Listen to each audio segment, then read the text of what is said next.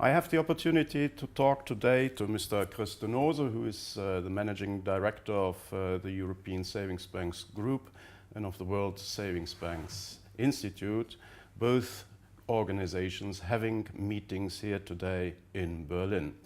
Noose, you are looking back to a long working life for the savings banks, first for the savings banks in Belgium, later on since 1994 for the European Savings Banks Group and the World Savings Banks Institute, who are running a joint office in Brussels. Looking back at all this time, what has changed in these years for the savings banks in this world and in Europe? That's a good question.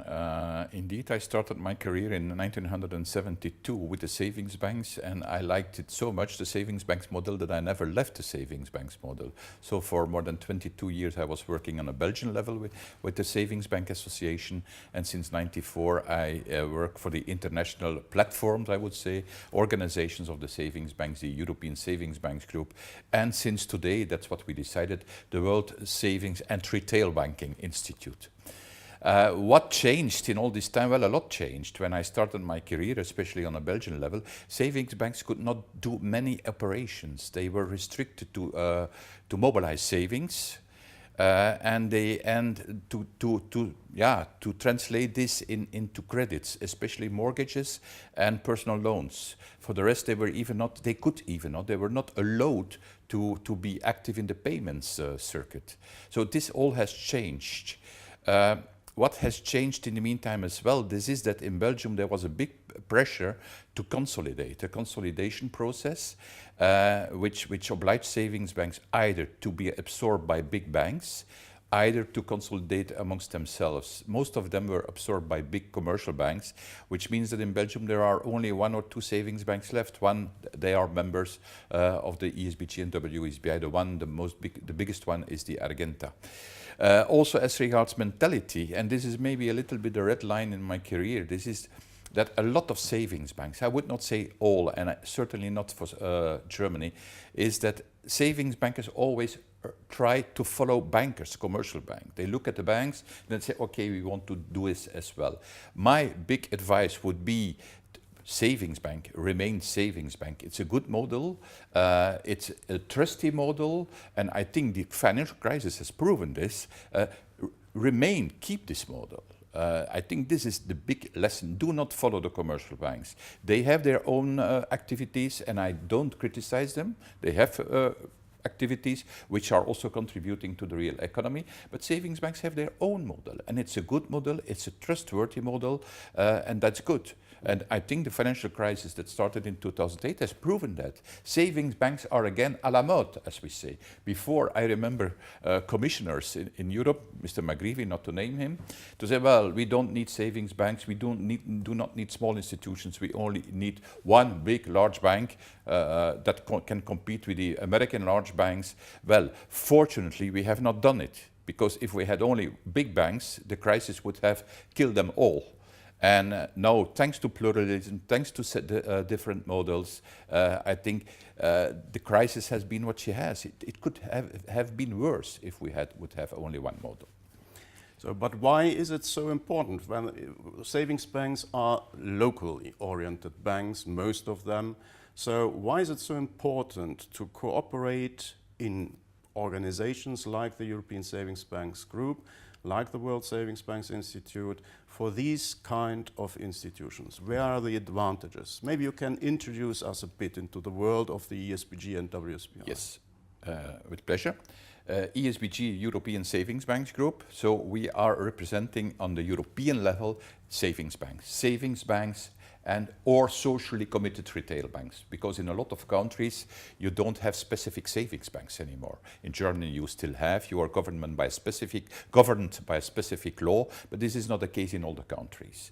So how do we define savings banks? These are the 3 R's, as we name them. This is, first of all, the institutions have to do retail banking. At least 50% of their balance sheet has to be in financial services for retail banking. Second R is regional, as you mentioned, local institutions.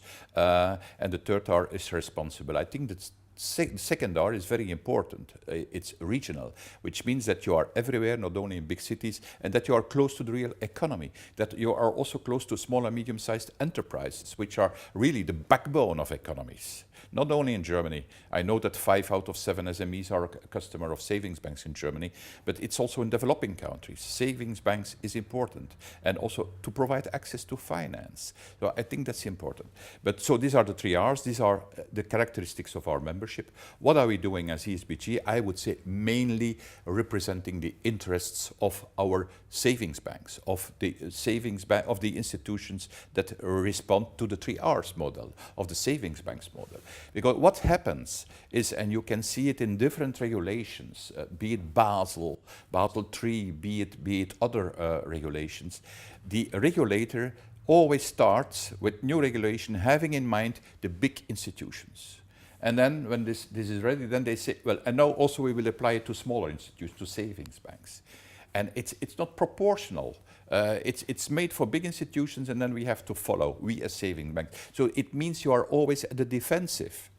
And so one of our roles of ESBG is to be there from the beginning to say, when you make regulation, have also in mind the model of savings banks. And that's important. I think savings banks do not have to follow regulation. Regulation has to follow the model of savings banks.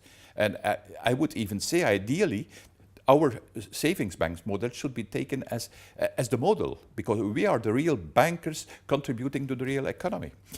That's for ESBG. WSBI, the World Savings Banks and Retail Banking Institute, we are doing the same, but on an international level, I would say.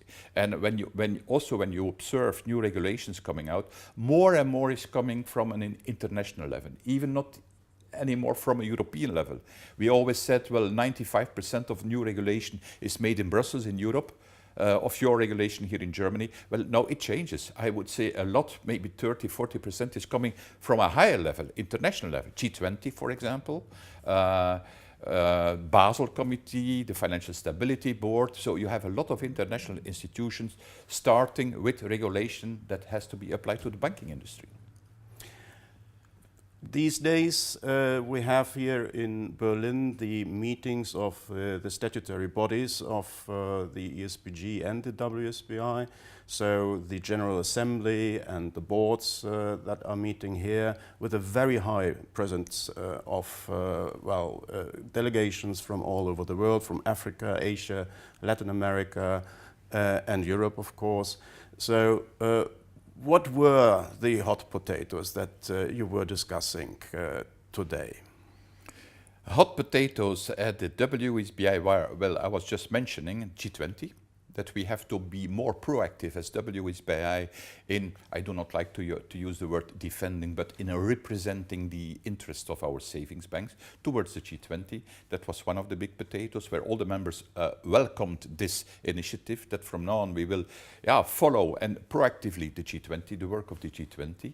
That was one of the important topics. Another topic is also our Marrakesh Declaration, where last year we had a congress in Marrakesh, and there the savings banks, the whole worldwide savings banks community committed to promote an account for everybody. You know, Mr. Gates once had a vision 35 years ago, I think, I want a computer on every desk. Well, as savings banks, especially with our 3 R's, retail banking, also being local, as you mentioned, or regional, we also have to commit that we want to promote an account for everybody. Also, this was discussed, this Marrakesh Declaration, how we will fill this in, how we will program that we come to reality with an account for everybody. That was another hot potatoes. Of course, in the General Assembly, you have also some administrative points, like approving the budget, like approving the accounts, and so on.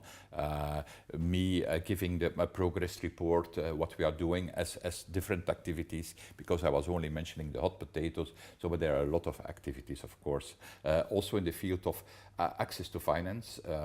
I think, thanks to WSBI, authorities paid more attention to access to finance and to financial inclusion. I would not say that we were alone in promoting this idea, but I think we contributed substantially that this is high on the agenda to have access to finance for everybody. We also, I think, as WSBI people, we are convinced that when we all have the same objective, this is alleviate poverty. To alleviate poverty, you need good economies. To have good and stable and solid economies, you need good and solid financial institutions. And who can be better than savings banks as solid financial institutions in every country? Because big international banks, they withdraw their money eventually. We as savings banks, we are stable and we remain in the country where we are. So that's good for the real economy. Looking back at the last years, before the crisis, financial crisis broke out in the year 2007, 2008, there was, well, a general tendency at zeitgeist, especially in Brussels at the European Commission, which was, let's say, very negative about small banks. The big idea was to consolidate banks into ever bigger units. Since the crisis, does it have changed with the Commission? Is there more understanding now for the importance, for the value of having pluralism in banking, banks of different sizes, different legal forms, different business models? Or do you see, or do you think that still it's an uphill struggle with the Commission, and that the general understanding of what savings banks is all about is still missing? I would say that since the crisis, people at the Commission are more open for the savings banks model. As I mentioned before, the Commissioner McGreevy, he only wanted 1 or 2 big banks in Europe, but now I think that most of the people, maybe not all, but most of the people understand that we have all interest to have different models in the banking industry. And I would even say more.